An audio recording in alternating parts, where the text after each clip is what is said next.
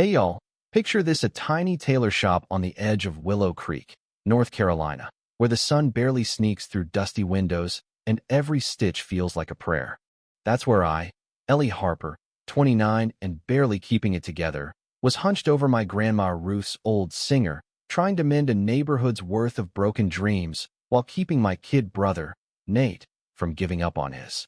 Money was tight, scraped the bottom of the purse for ramen tight, and Nate's college fund was a pipe dream, $2,000 due by next week, or he'd be stuck here, hemming jeans instead of chasing his engineering degree. Grandma Ruth used to say, "Ellie, kindness is free, but it's the only thing that keeps the world from unraveling." And I clung to that, even when the bills screamed louder than her memory. Every morning, I'd pass Brew and Bean, the coffee shop where folks with laptops and big plans ignored the rest of us. There was this old guy, Walter Grayson, always in the corner booth, nursing a black coffee and a newspaper so old it might have been printed on papyrus. He was 70-something, shoulders hunched like he was carrying a lifetime of regrets. I'd seen him for months, always alone, eyes like faded denim, reading the same headlines like they'd tell him something new. I wondered about his story, but in Willow Creek, you don't ask, you just nod and keep walking. Then one Tuesday, everything shifted. I was locking up the shop, head full of numbers that wouldn't add up, when I saw Walter through Brew and Bean's window, getting chewed out by Cody, this 20-something barista with a chip on his shoulder bigger than the espresso machine. "This ain't your personal lounge, old man," Cody snapped, arms crossed, smirking like he'd just won a bar fight. "Buy something or get out." The whole place went dead quiet, that awkward hush when everyone pretends they didn't see the knife go in. Walter's hands shook as he folded his paper, mumbling, "I'll go," his voice so soft it barely reached the door.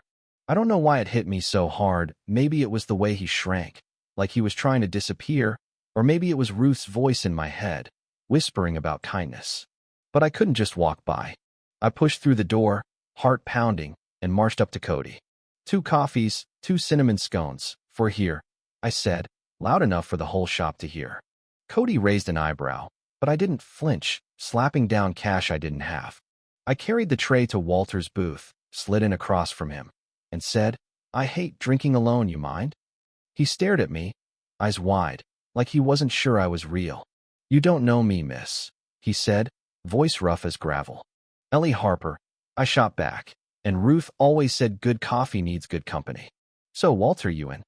He blinked, then smiled a real smile, the kind that cracks open something you thought was locked forever. We talked for an hour, maybe 2. He was an old bridge builder, used to connect towns nobody thought could be linked. I told him about Ruth, how she taught me every rip in a jacket was a story worth saving. We laughed about bad coffee and old jazz, and for a minute, I forgot about the $2,000 I didn't have. When I left, Walter grabbed my hand, his voice thick. "Thank you, Ellie. Means more than you know." I just nodded, but inside, I felt lighter, like Ruth was smiling somewhere. Word got around fast. By Friday, half the town was whispering about the girl who stood up to Cody. Some kid even posted a blurry video on TikTok, "Small town hero shuts down jerk barista," and suddenly, Brew and Bean felt different, like people were actually seeing each other. Walter started showing up at my shop, tinkering with my Singer when it jammed, his hands steady despite the arthritis. Over PB&J sandwiches, he told me about his wife, Clara, gone 6 years in a car wreck, and his daughter, Sarah, who thought he'd died in it. She was out in Oregon now, running a tech startup, Bridgeworks, thinking her dad was a ghost.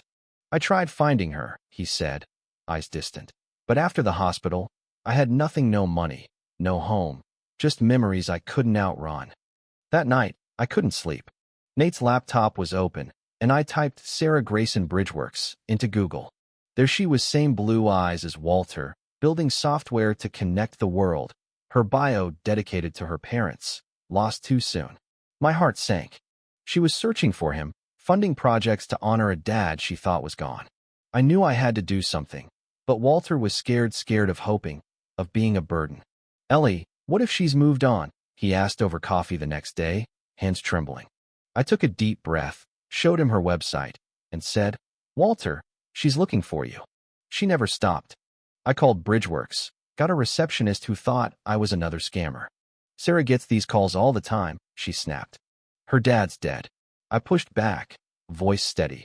He's 73, loves black coffee and cinnamon scones, built a treehouse bridge with Sarah when she was 9. He's living above the laundromat on Oak Street, thinking she forgot him. Long pause. Then, hold please. 5 minutes later, Sarah's voice came through, sharp but shaky. Who is this? I told her everything. Heard her gasp when I mentioned the treehouse. He's okay, she whispered. Lonely, I said, but alive, and he needs you. She was on a plane by nightfall. The next day, I got to Brew and Bean early. Walter was a mess, fidgeting, newspaper untouched. I told him someone wanted to meet him, kept it vague. When the door chimed and Sarah walked in, time stopped.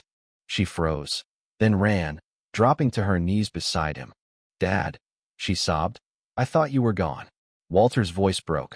I thought you were too. They held each other like the world might split apart if they let go. Cody, behind the counter, was crying. Yeah, Cody, the guy who started this mess.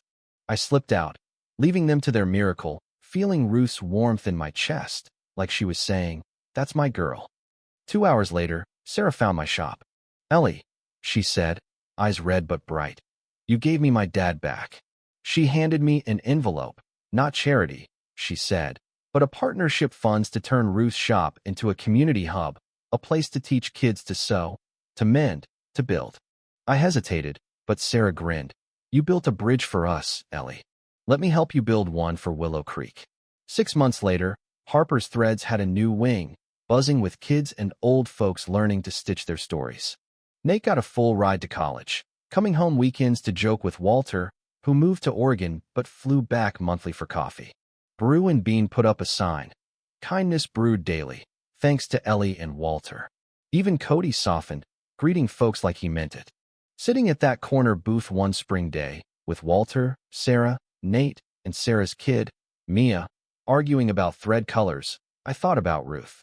Kindness wasn't just a lesson, it was a spark, catching fire one heart at a time. So what do you think? Ever seen a small act change everything? Drop a comment. Tell me your story, let's keep this fire going.